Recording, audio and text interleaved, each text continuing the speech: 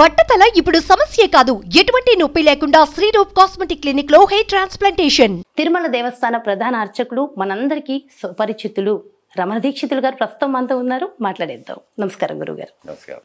అయితే గురువుగారు, నిజంగా ఏడుకొండలవాడ వెంకటరమణ గోవింద గోవింద అని అంటే ఆపదల్లో ఉన్న వాళ్ళకి అలా రక్షిస్తూ ఉంటారు వెంకటేశ్వర స్వామి.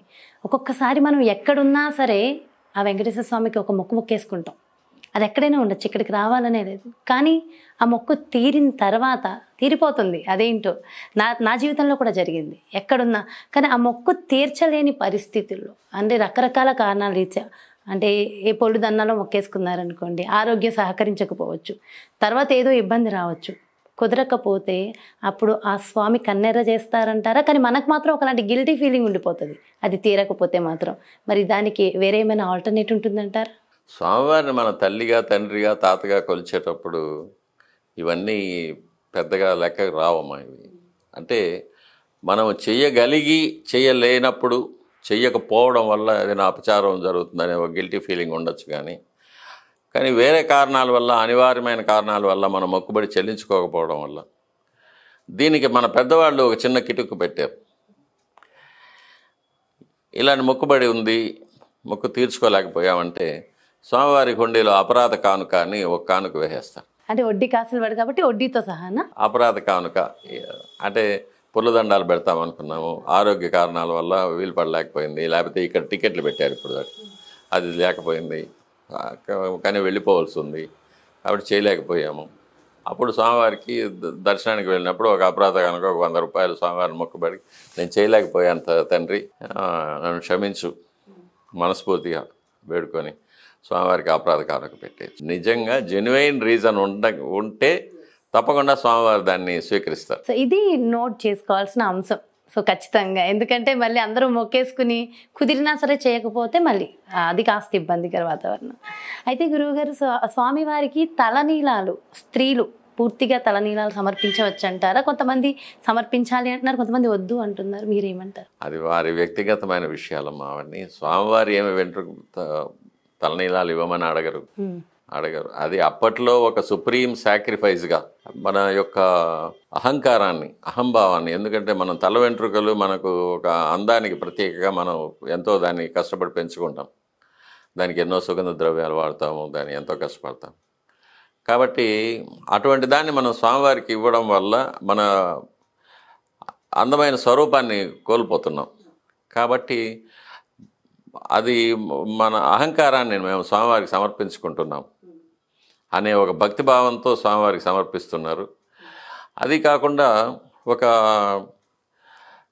ఎక్స్ట్రీమ్ సిచ్యువేషన్స్లో ఒకరికి ప్రాణాపత్తులో ఉన్నారు, ఒకరు దీర్ఘకాలికంగా వైద్యం తీసుకుంటున్నారు, లేకపోతే ఇంకొక ఎక్స్ట్రీమ్ కండిషన్, అటువంటి సమయంలో ఇంకా ఏమి తెలియకుండా వాళ్ళు మొక్కుకుంటారు. నేను తల మీద నన్ను కాపాడితే, వారిని కాపాడితే తలని నేను సమర్పించుకుంటానని అలాంటి సమయంలో సమర్పించుకుంటారు. కుబేరుడికి స్వామివారు అప్పు ఉన్నారు అని చెప్పేసి చెప్తూ ఉంటారు. ఆ అప్పు ఇంకెప్పటికి తీరుతుందంటారు?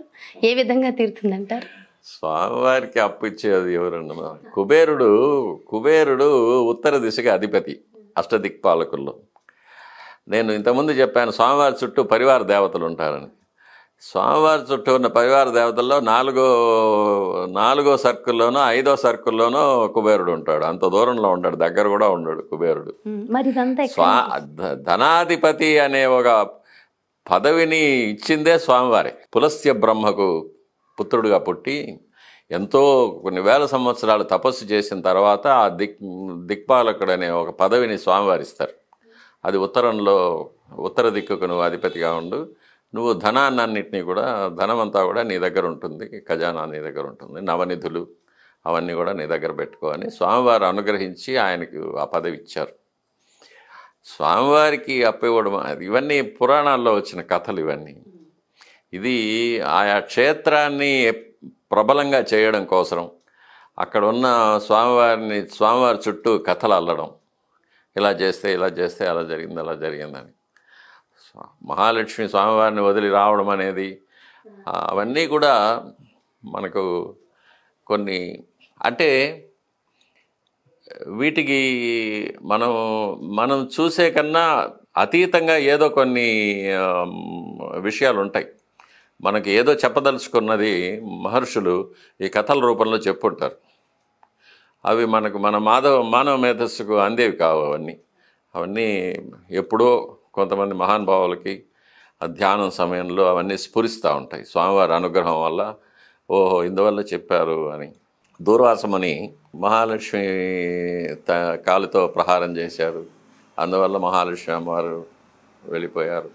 అంటే మనకున్న ధనాన్ని మనం గౌరవంగా మనం కాపాడుకుంటే మన దగ్గర ఉంటుంది.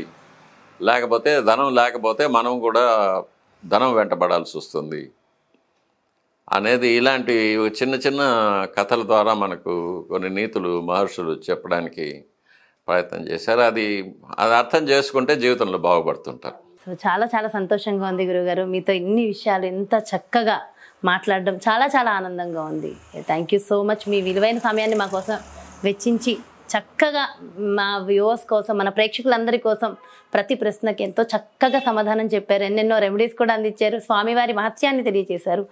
Thank you so much. కోటి ధన్యవాదాలు గురువుగారు. నమస్కారం. నమస్కారం. చూసారు కదండి, నిజంగా చాలా చాలా సంతోషంగా ఉంది. ఈరోజు మన రమణ్ దీక్షితులు గురువు గారితో చక్కగా స్వామివారికి సంబంధించిన ఎన్నో విషయ పరిజ్ఞానాన్ని తెలుసుకున్నాము. చక్కటి రెమెడీలను కూడా మరి గురువుగారు మనందరి కోసం అందించారు కదా. ఖచ్చితంగా స్వామివారి విషయాలను తెలుసుకున్న మనందరం కూడా ధన్యులం. మరో చక్కటి ప్రత్యేకమైన కార్యక్రమంతో మళ్ళీ మీ ముందుకు వచ్చేస్తాను. నమస్కారం.